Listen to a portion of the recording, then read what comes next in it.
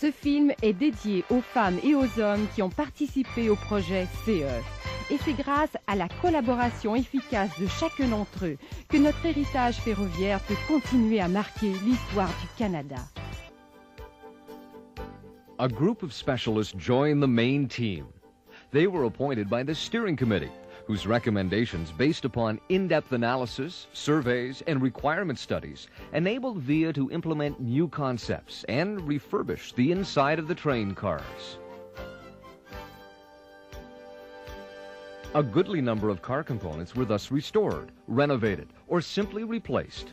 Such was the case of the steam heating system, which was traded in for an electrical system. To do so, it was necessary to dispose of the steam generator unit, the only source of heat on the train, and the generators located under each car, which supplied the electricity required for air conditioning and lighting.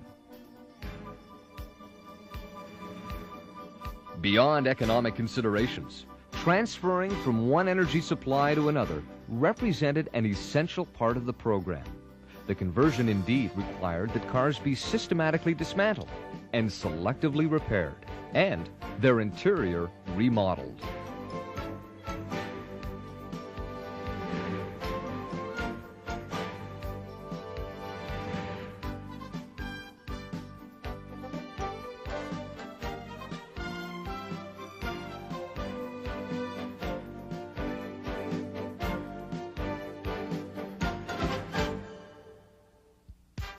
C'est autour de 5 éléments essentiels au nouveau concept que devait être relevé ce grand défi de rénovation. Tout d'abord, l'accès facile à tout nouvel équipement constituait un impératif. En effet, il fallait que tout nouveau système soit composé de matériel facilement remplaçable et accessible à l'entretien. D'autre part, il fallait s'assurer de la flexibilité, fiabilité, résistance et durée de vie de l'équipement.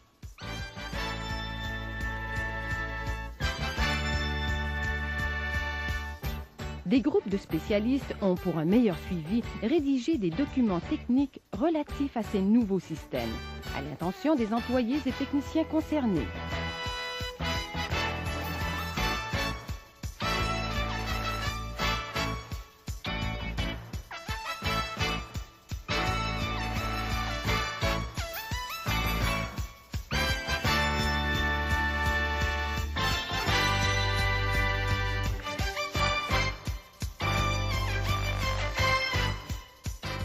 Défi pour faire revivre, plus splendide que jamais, un train transcontinental, le Canadien, à l'instar du Transsibérien ou de l'Orient Express.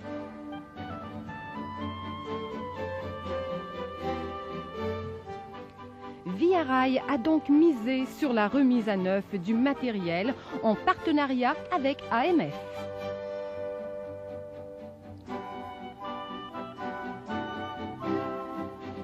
S'appuyant sur une technologie moderne, des équipes multidisciplinaires bien rodées se sont attachées à remettre en état, à rénover ou à remplacer les différents éléments.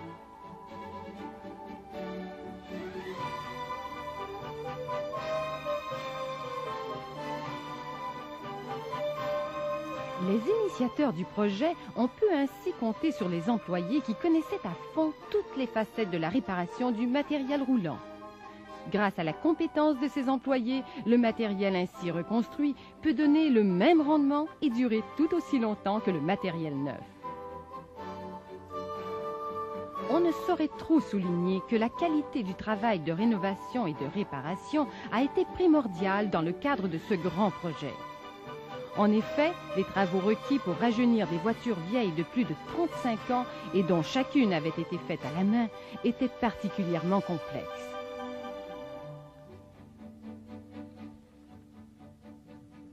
Here in Canada, railway cars must face some of the most severe geographical and climatic conditions in the world. There can be no room for errors. Things had to be done correctly, and one and all excelled at demonstrating quality and reliability in their endeavors.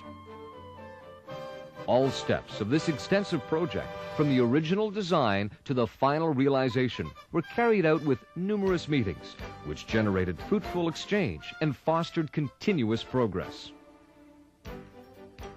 Countless items were discussed, namely purchasing of material, coordination, planning, organization, orientation, and quality control. All personnel involved, from upper management to technicians and controllers, demonstrated the same commitment to quality and reliability.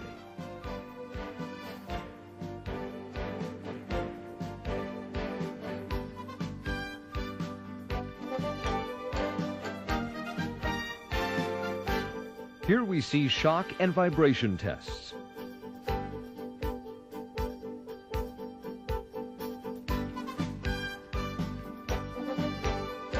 After many years of service, specialists had indeed found that the subframe of Canadian trains was still in good shape, but that the main electrical and plumbing systems had reached the critical stage.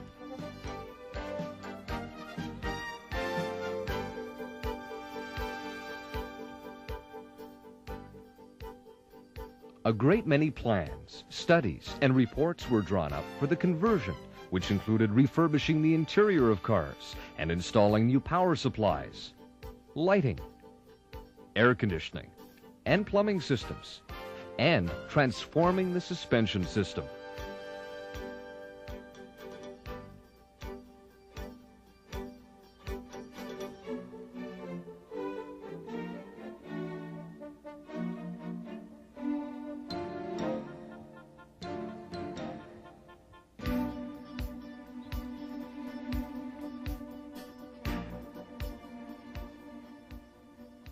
Aux tonnes de papier utilisées, de matière grise brûlée, il faut ajouter les quantités très importantes de matériaux qui ont été utilisés à de telles réfections.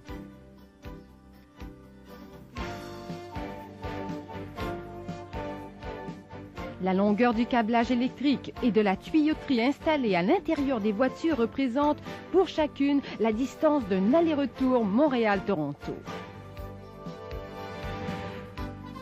Les seuls revêtements de décoration intérieure, à savoir les moquettes, tapisseries murales et tissus, pourraient recouvrir une douzaine de terrains de football.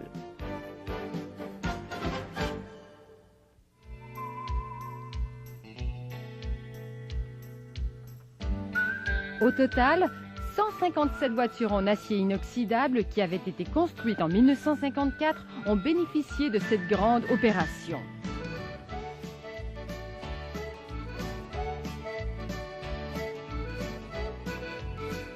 Les 1500 employés relevaient alors un défi ressemblant étroitement à un grand travail artisanal.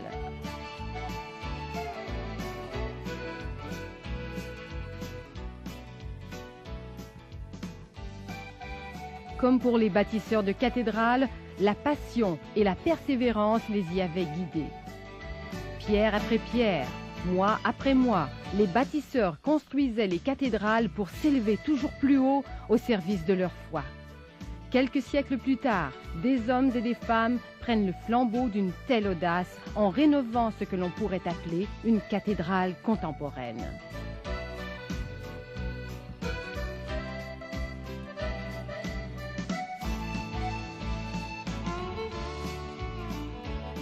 Via Rail et AMF redonnent vie ici au seul mode de transport qui réunissent et qui conjuguent deux éléments, la vitesse et la capacité.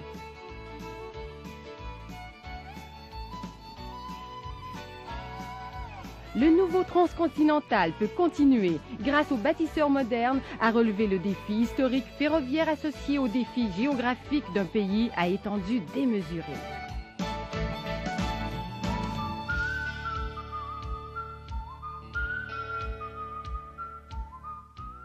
À chaque étape de la rénovation, des spécialistes étaient consultés et à chaque rénovation achevée, des inspections avaient lieu. Toutes les garanties ont été prises pour s'assurer non seulement de la qualité et de la fiabilité du produit, mais également du respect du programme de modification et de revalorisation.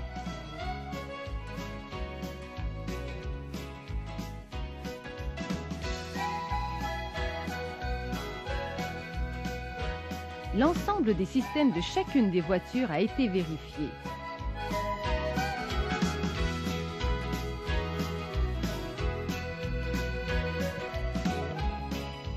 Pour s'assurer du bon fonctionnement des systèmes principaux, chaque voiture a subi un contrôle final de qualité. Un essai sur route pendant 1200 km avec un technicien itinérant.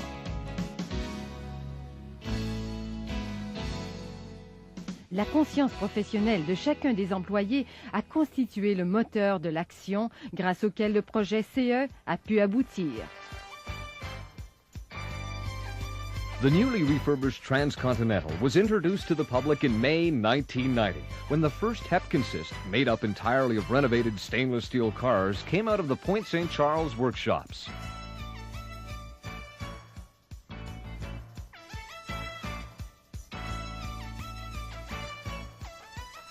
Montreal, Toronto, Winnipeg, Halifax, and several other Canadian cities welcomed the exhibition train, the purpose of which was to introduce the new cars.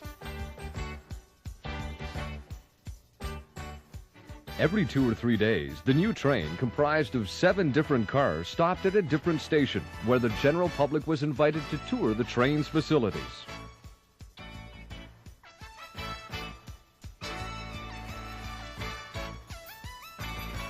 The works of art, normally exhibited in the train lounges, were temporarily displayed in the main hallway of the station.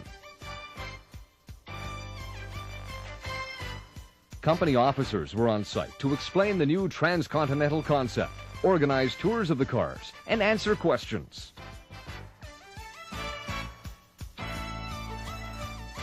In each host city, the employees who had contributed to the realization of the project and consequently written yet another page of railway history gathered for the occasion and exuded great pride in their accomplishments.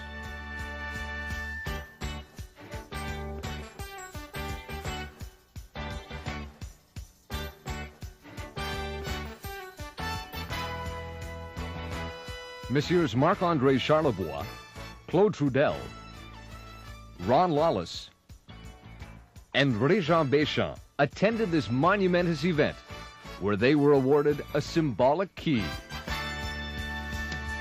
C'est une des plus importantes décoratrices montréalaises, Madeleine Arbour, expérience d'un périple à travers l'immensité du territoire canadien dans le confort et la sécurité de cette rutilante machine. Nous vous invitons au voyage par ces quelques images.